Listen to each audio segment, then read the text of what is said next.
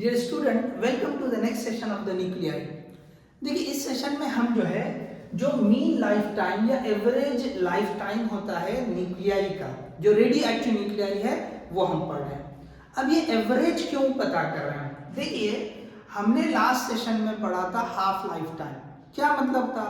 वो time period जिसमें उस सैंपल में रखे हुए न्यूक्लियाई आधे डीके हो जा रहे हैं, मतलब उन आधों की लाइफ वहां पे खत्म हो गई है। एक्चुअली होता क्या है कि भाई जो सैंपल है, पहले 2 कम हुए, फिर 4 कम हुए, 10 कम हुए, ऐसे होते होते होते वो आधे हो गए होंगे।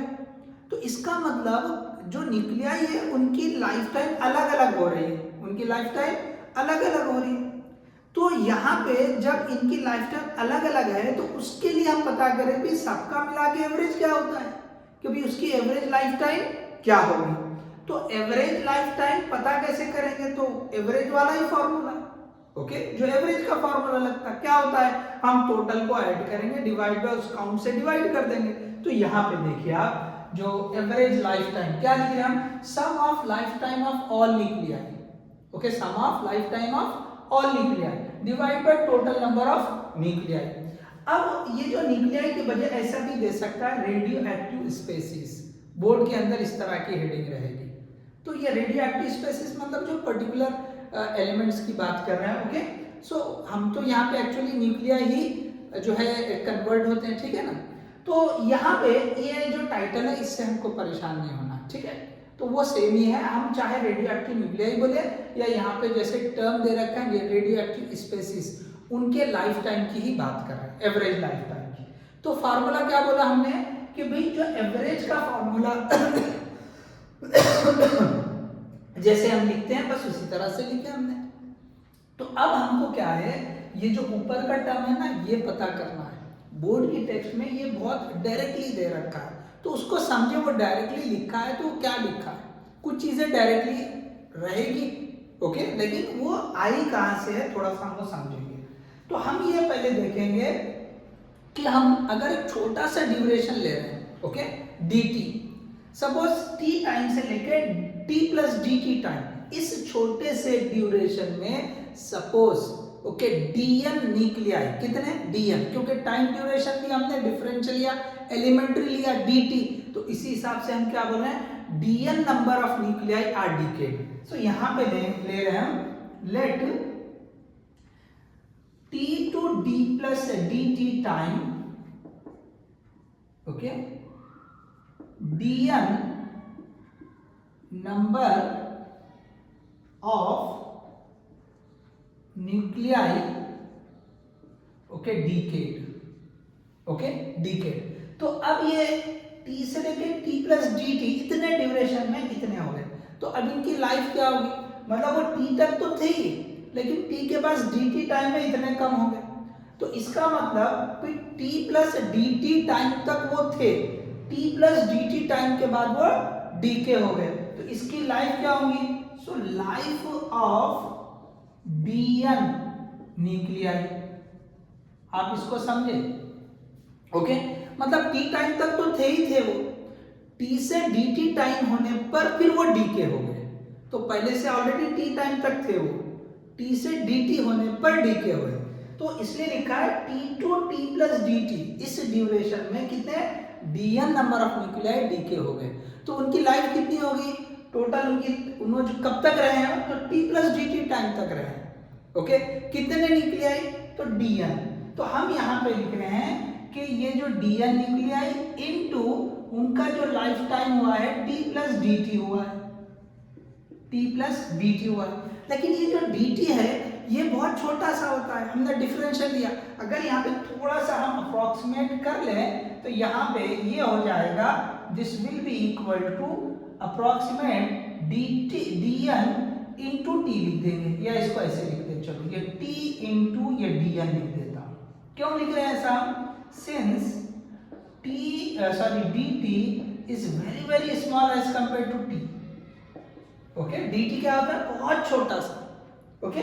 तो अगर ऐसा हम मान के चलते हैं तो हम ये अप्रोक्सीमेटली क्या लिख सकते हैं, t इंटू dn लिख सकते हैं, t इंटू dn हम लिख सकते हैं।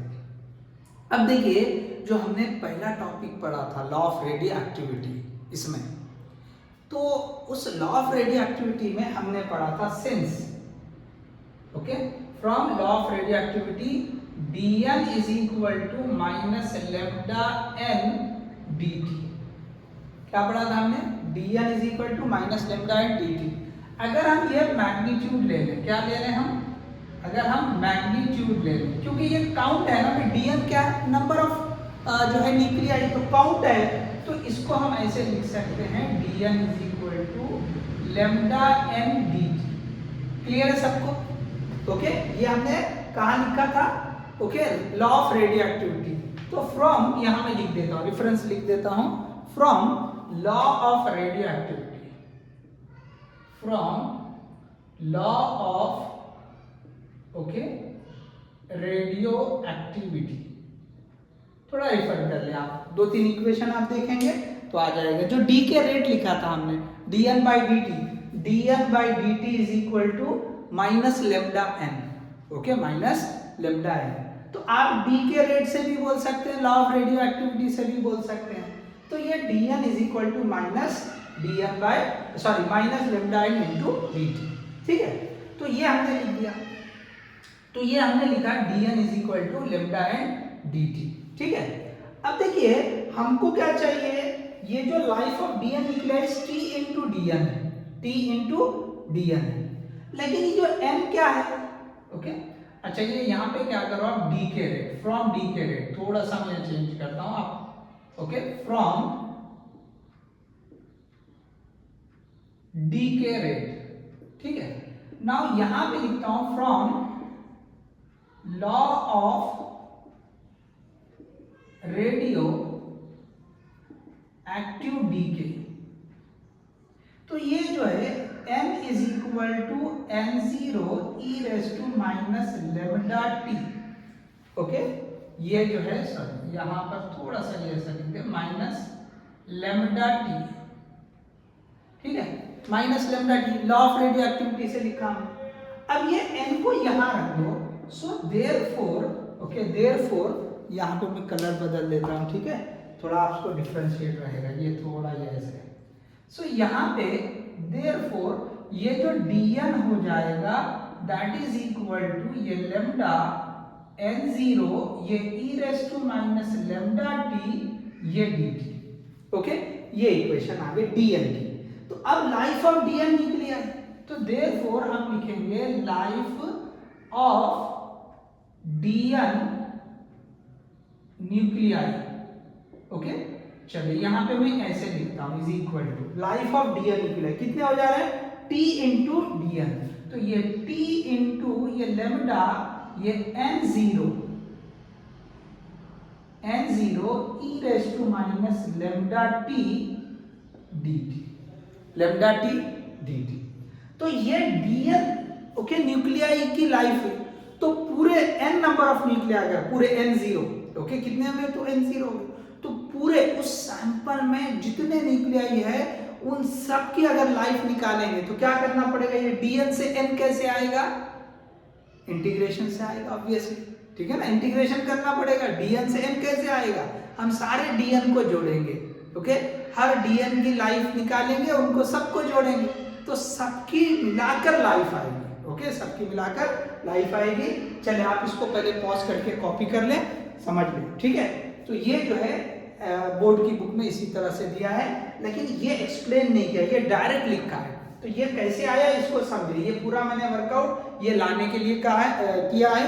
तो इसको जो है बोर्ड की बुक में डायरेक्ट लिखा है, ये वाला, ठीक है, ये वाला डायरेक्ट लिखा है। चलिए अगर आपने पॉज करके कॉपी कर लिया तो हम इसको रब करते हैं, आगे बढ़ते हैं। चलिए ये रब कर दो मैं, ठीक है, चलो ये रब कर देते हैं। चलिए ये हमने रब कर लिया, अब आगे बढ़ेंगे। चलो, तो अब हमारे पास ये dn की वजह से आ गया, तो पूरों की वजह से क्या आएगा? Okay, so life of all the nuclei, okay, life of all the nuclei in the sample, okay, life of all the nuclei in the sample, तो ये कैसे आ जाएगा? So that is equal to integration, इसको integrate करना पड़ेगा, t into lambda n0 e raise to minus lambda t dt। So this is nothing but sum of life of all nuclei. तो ये क्या करें, सम मतलब सबको ऐड करें, तो लेकिन यहाँ पे क्या था, वो ड्यूरेशन dt, ओके, उसके हिसाब से हमको क्या करना पड़ता था, इंटीग्रेट, जोड़ना है। सो this is nothing but this, okay, numerator part. तो अब हम यहाँ लिखेंगे, ओके, सो एवरेज, ओके, चलिए मैं यहाँ लिखता हूँ, अब हम लिखेंगे एवरेज लाइफ का, ओके। अच्छा, कहाँ से कहाँ तक वो भी जरूरी है आपको, ठीक है, हम कहाँ से कहाँ तक उसको लिख लें, ठीक है। चलिए, सो आपको इंटीग्रेट करना पड़ेगा। सो जीरो से लेके टाइम कहाँ तक आएगा, इन्फिनिटी, कहाँ तक आएगा, टाइम लिखना पड़ेगा ना, इसकी रेंज। तो क्या लिखोगे आप, limit t is equal to initial time zero, कहाँ तक, डीके, पूरे डीके कब होंगे, इनफाइनाइट पे होगा बोला मैंने, ठीक है ना। हम हाफ लाइफ टाइम देखते चले जा रहे, आधे हो रहे, आधे हो रहे, आधे हो रहे, तो पूरे जाके डीके कब होंगे, इन्फिनिटी पे होंगे, t is equal to infinite, so it will take infinite time. तो ये थोड़ा सा आप ध्यान रखें, ओके। सो अब हम यहाँ लिखते हैं average life time, average life time, okay. चलो इसको हम सिंबल से लिख देंगे यहाँ tau, that is equal to, अब ये सिंबॉलिकली लिख दो आप। चलो इसको दूसरे पेन से लिखता हूं मैं। तो यहाँ पे ये जो है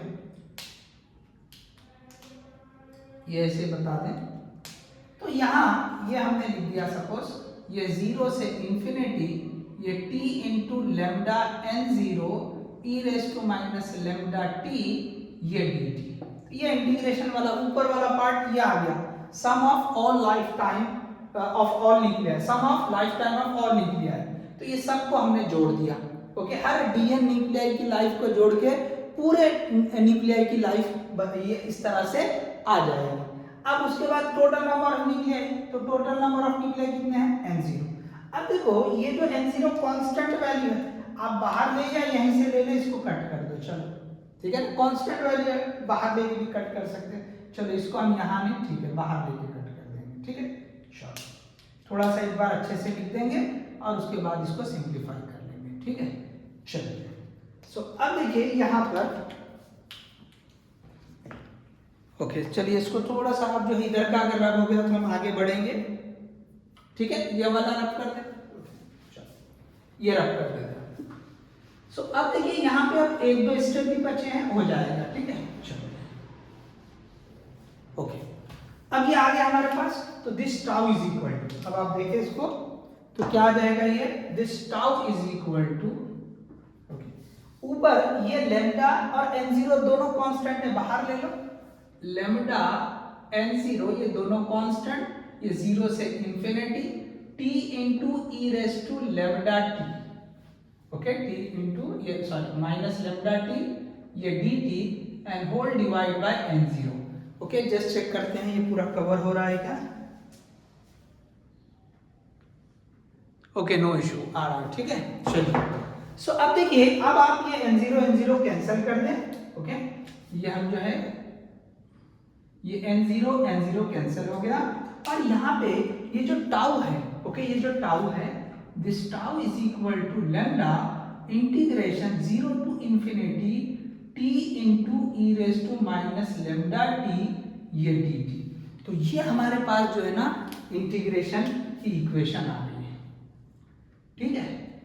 अब देखो बोर्ड ने जो है ना डायरेक्टली, जैसे मैंने बोला ये इक्वेशन लिखा, इसके बाद इसको ऐसे वर्कआउट करके यहाँ रखा है, ठीक है। अब देखिए ये जो है ना यहाँ इंटीग्रेशन बाय पार्ट्स, तो जो लोग मैथ्स नहीं रखते हैं, जैसे नीट वगैरह कर रहे हैं लेकिन मैथ्स नहीं रखा है, तो इंटीग्रेशन बाय पार्ट्स वो पढ़ते नहीं है, ठीक है ना, तो उनको नहीं रहता। तो उस हिसाब से जैसा कई सारी जगह पे जो है ना इंटीग्रेशन बाय पार्ट्स को अवॉइड कर दिया, तो बोर्ड की बुक में भी क्या किया, उसका सिंप्लीफिकेशन नहीं किया, डायरेक्ट लिखा है। तो आपको बोर्ड के लिए जो है वो मार्क्स कटेंगे नहीं, क्योंकि बोर्ड्स में भी इसको डायरेक्ट लिखा है। तो इसका जो सिंप्लीफिकेशन होता है, okay, directly after integrating, okay, after integrating, यहाँ पे भी हम उसी तरह से लिख देंगे, सो आफ्टर इंटीग्रेटिंग, ओके, तो यह इंटीग्रेशन बाय पार्ट्स, ओके। आप चाहे तो उसको भी जो है कर सकते हैं, u इंटू वी वाला, जो लोग मैथ्स वाले हैं वो तो बिल्कुल कर सकते हैं, ठीक है। तो यहाँ पे चलिए हम डायरेक्ट कर रहे हैं बोर्ड के हिसाब से। सो टाउ हो जाता है 1/λ, क्या हो जाता है, सो आफ्टर इंटीग्रेटिंग ओके आपको जो है ये मिल जाता है, ठीक है। अब देखिए यहाँ पर हमने पढ़ा था since t½ is equal to 0.693 divide by lambda, okay. तो ये जो 1/λ है, ओके, यहाँ इसको आप ऐसा लिख सकते हैं, so t½ is equal to 0.693 into 1/λ, ठीक है। तो 1/λ क्या है, that is the average life. तो हम यहाँ पे ये t½ को लिख सकते हैं 0.693 इंटू टाउ हम जो है लिख सकते हैं। तो ये आपके पास इक्वेशन, या और बोलकर आप और बोलकर लिख सकते हैं, okay, tau is equal to ये t1/2 डिवाइड बाय 0.693, आप चाहे तो ऐसे भी बता सकते हैं। तो देखो ये इक्वेशन तो टाउ और डी के कांस्टेंट के बीच में है, और ये इक्वेशन टाउ और हाफ लाइफ टाइम के बीच में है, एवरेज लाइफ और हाफ टाइम के बीच में रिलेशन। तो इस तरह से हमने जो है ये जो एवरेज लाइफ है, okay, average life of radio active species या जो उस सैंपल में न्यूक्लियाई है उनकी एवरेज लाइफ क्या कितनी होती है, तो वो हमारे पास आ गया 1/λ। कितना आया, 1/λ। तो वो पर्टिकुलर जो एलिमेंट्स आएंगे ये उस पर डिपेंड करता है कि उसकी एवरेज लाइफ कितनी आएगी, तो दैट्स ए कांस्टेंट वैल्यू, ठीक है।